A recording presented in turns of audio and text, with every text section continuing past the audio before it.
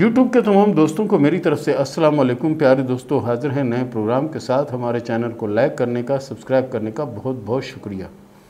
और इसके साथ साथ कोशिश किया करें कि घंटी के निशान पर क्लिक ज़रूर कर दिया करें, ताकि हमारी नई से नई वीडियो, नया से नया इन्फॉर्मेशन जो है वो आप तक पहुँचता रहे। प्यारे दोस्तों, आज जिस टॉपिक में मैं बात करूँगा वो टॉपिक में मैं उनकी लकीरें बनाकर आपको बताऊँगा कि मैंने अपनी लाइफ में, पामिस्ट्री की लाइफ में इतनी उम्दा और इतनी अच्छी दिमागी लकीर नहीं देखी। इतनी उम्दा और इतनी अच्छी दिमागी लकीर नहीं देखी। ये एक लड़की का हाथ है और ये हाथ है इंडिया अमरसत से। इंडिया अमरसत से उन्होंने हाथ भेजा है कि इस पर कोई करें। अभी उनकी पोजीशन जो है ना वो बहुत ज़्यादा बेहतर और बहुत ज़्यादा अच्छी है, लेकिन इन्होंने तकरीबन ये समझें कि 2 या 2.5 साल कबल भी मुझे हाथ दिखाया था और उस वक़्त इनकी हालत बहुत ख़राब थी। और अब अल्लाह के फ़ज़ल से ये बिल्कुल ठीक ठाक हैं और खैरियत से हैं। सबसे पहली बात, इनके हाथ में जो है वो ज़िंदगी की लकीर, ज़िंदगी की लकीर इनके हाथ में कुछ इस तरह से थी। और फिर अगर दिमाग की लकीर की बात की जाए तो दिमाग की लकीर ये बिल्कुल सीधी लकीर यहाँ तक जाती थी और ज़िंदगी की लकीर से थोड़े फासले पर थी। यानी ज़िंदगी की लकीर से थोड़ा सा फासले से मुराद ये होती है कि ऐसे लोग सच्चे होते हैं, मुखलिस होते हैं, खरे होते हैं और दो टोक बात करने के आदी होते हैं और किसी की आस उम्मीद पे नहीं रहते।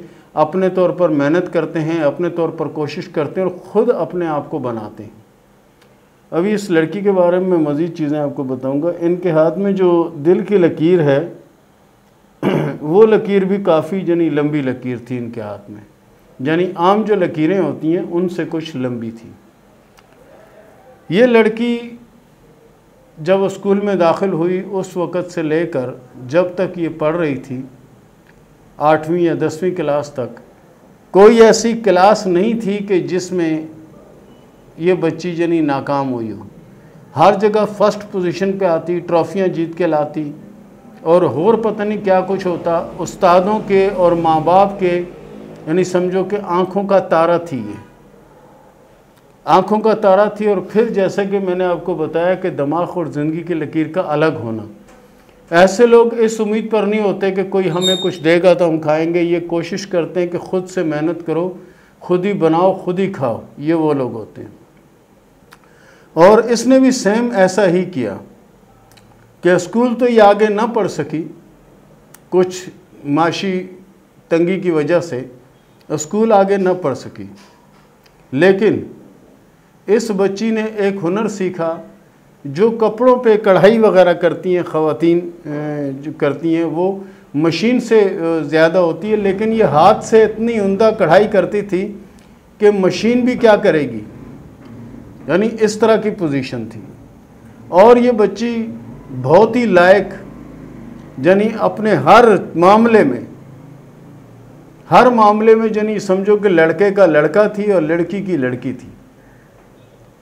यानी लड़का कहने से मुराद ये कि सख्त से सख्त मेहनत करना ये जानती थी और लड़की ये कि इसका जो हुनर, जो आर्ट था वो तकरीबन ख़वातीन वाला था। फिर अचानक कुछ ऐसा हुआ कि इनके हाथ में दिमाग की लकीर पर एक जजीरा नमूदार हुआ। ये जजीरा नमूदार हुआ जिस वक़्त इनकी उम्र जो है वह तकरीबन 14 से 15 साल की थी। 14 से 15 साल की उम्र थी, या इससे साल 2 साल आगे पीछे होगी, लेकिन जो मुझे उन्होंने बताया मैं वो आपको बता रहा हूँ कि ये था। उसके बाद ये लड़की का दिमागी तवाज़ुन बिगड़ गया। दिमागी तवाज़ुन इस तरह से बिगड़ गया कि बाज़ औक़ात ये जो है ना घर से निकल जाती और बड़ी मुश्किल से इसको ढूंढ के लाया जाता और कई हफ्ते, कई महीने घर से गायब रहती। घर से गायब कैसे रहती कि किसी फुटपाथ पे जाके सो जाती, किसी मज़ार पे, किसी मंदिर पे जाके सो जाती, या उसके जो फुटपाथ है वहाँ जाके सो जाती, सड़क किनारे सो जाती, झुग्गियों वालों की झुग्गियाँ लगी हैं उसके पास ही मिट्टी में सो जाती जाके। ये कैफियत हो गई थी।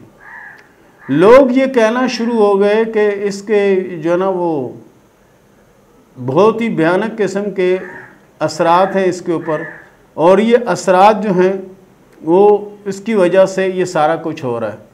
फिर इन्होंने क्या किया कि कुछ बाबों की तरफ गए, कुछ आमलों की तरफ गए, कुछ पीरों वगैरह की तरफ गए और जाके इसका इलाज करने की कोशिश की, लेकिन उनके किसी की समझ में कुछ ना आया कि क्या है।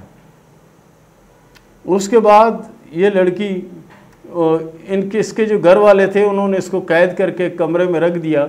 वहाँ से इसको खाना दे देते, पानी दे देते, ये देते, लेकिन इसने कभी अपने मुंह से नहीं कहा कि मुझे प्यास लगी है, कभी अपने मुंह से नहीं कहा कि मुझे खाना दे दो।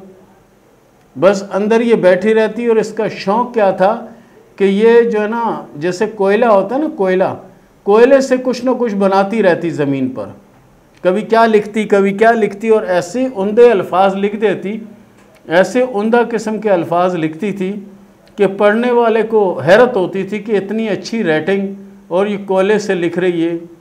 ये अब जब मेरी इसके भाई से बात हुई फ़ोन पे, तो उन्होंने कहा जी इनके साथ जो ना एक वो चीज़ देखी गई है, रात को सोती है तो एक बहुत लंबे कद वाला बंदा इसके सराहने खड़ा होता है और वो हंस रहा होता है, और उसके बड़े बड़े नाखून हैं और बड़े बड़े दांत हैं। जैसे उसने फ़िल्मी स्टोरी मुझे सुनाई, इस तरह की बात उसने की, तो मुझे उसकी बात पे यकीन ना आया।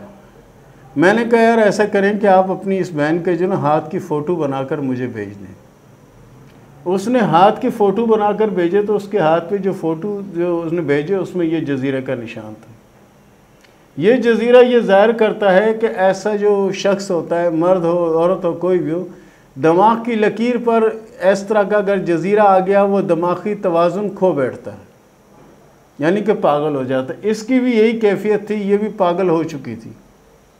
ठीक है, अब इसके साथ जितनी कहानियाँ उनकी मर्ज़ी है वो गढ़ लें, इसको तो पता ही नहीं कौन कौन सी कहानियाँ सुना रहे हैं और क्या कर रहे हैं।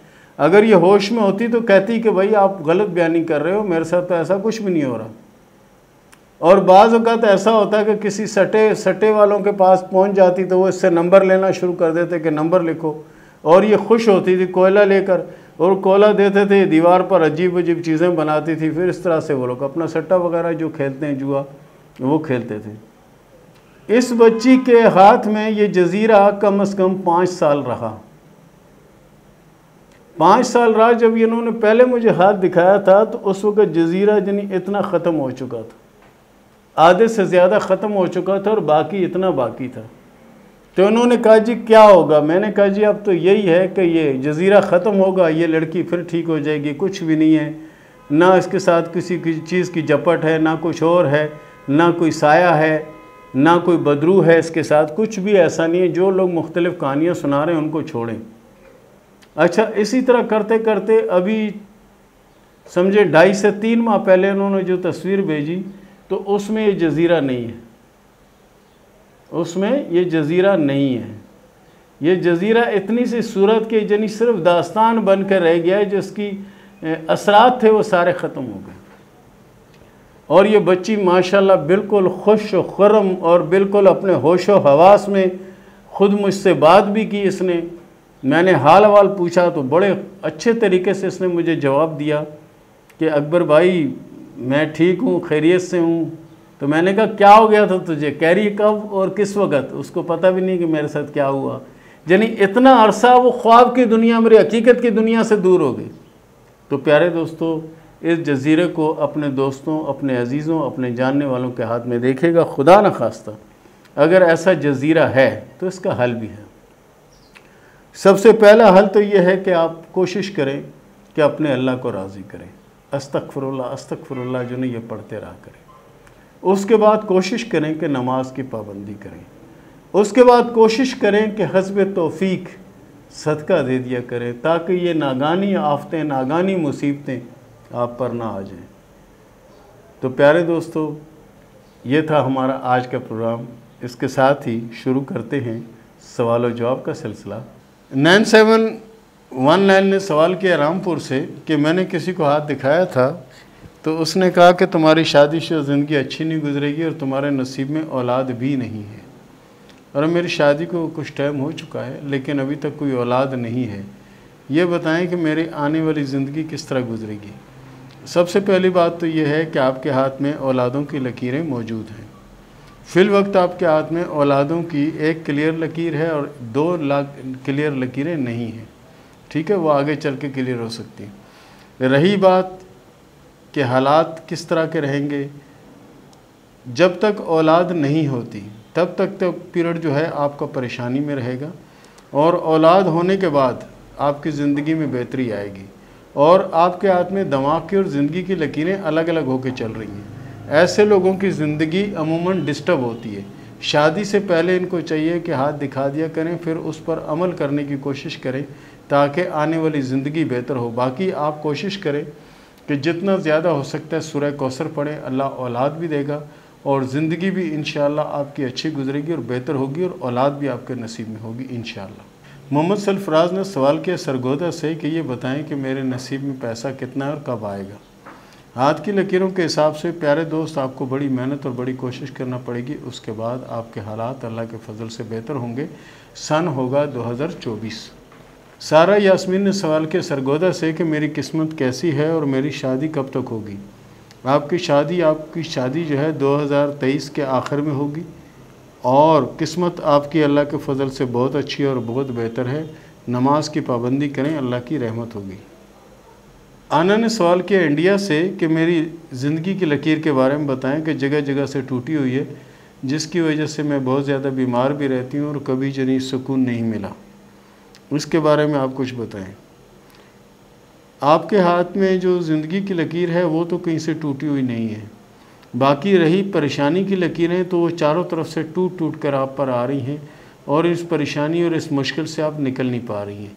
लेकिन जो अमल मैं आपको दूंगा, अगर यह अमल आपने पाबंदी से किया ता हयात यानी पूरी ज़िंदगी, तो इंशाअल्लाह अल अज़ीज़ आप टाइम और वक़्त लिख लीजिएगा, सन और डेट भी लिख लीजिएगा। इंशाअल्लाह 3 से 4 माह में आप अपनी पोजीशन देखकर हैरान होंगी, और आपकी हालात इतने बेहतर होंगे कि आप तसव्वुर भी नहीं कर सकती। कोशिश करें कि अव्वल आखिर दुरूद इब्राहिमी आप पढ़ें 3, 7 और 11 मरतबा, और इसके बाद सूरह फातिहा जो है वो 113 मरतबा पाबंदी से रोज़ पढ़ें। इंशाअल्लाह 3 से 4 माह बाद आप अपने हालात देखें, आपने तो ख़ुद इतनी परेशानी अपने ऊपर तारी की हैं कि जिस एक मुश्किल से निकलती हैं तो 10 नई आके खड़ी हो जाती हैं। ईशा शफीक ने सवाल किया लाहौर से कि मेरा हाथ देखकर बताएं कि मेरा हाथ मुझे दूसरे लोगों के हाथों से अजीब लगता है, इसमें क्या ऐसी अच्छी चीज़ है और क्या है। देखें, सबसे ज़्यादा बेहतर और सबसे ज़्यादा जो अच्छी चीज़ है आपके हाथ में कि आपके हाथ में कामयाबी की 2 लकीरें चल रही हैं। उसके बाद अगर हम लक की बात करते हैं किस्मत की लकीर के, तो ये भी बड़ी उम्दा और बड़ी साफ़ लकीर है। इसके अलावा उभारे मुश्तरी जो है ये काफ़ी उभरा हुआ है।